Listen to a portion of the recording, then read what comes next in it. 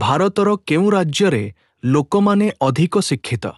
ବେ ରାଜସ୍ଥାନ, ବି Tamil Nadu, C Odisha, D Kerala.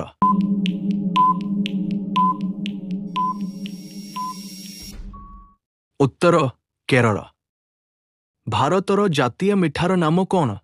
ବେ ଗୋଲାପ ଜାମୁନ, ବି ଛେନାପୋଡ଼, ସି ରସଗୋଲା, ଡି ଝିଲାପି।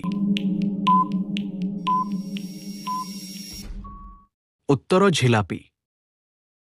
ଗୋଲାପ ଫୁଲ କେଉଁ ଦେଶର ଜାତୀୟ ଫୁଲ ଅଟେ?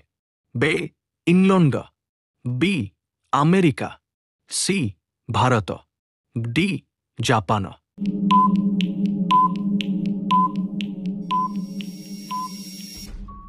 ଉତ୍ତର ଆମେରିକା।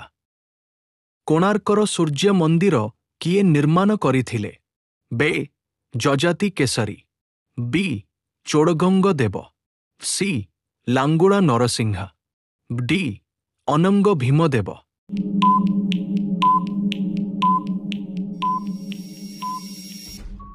ଉତ୍ତର ଲାଙ୍ଗୁଳା ନରସିଂହା।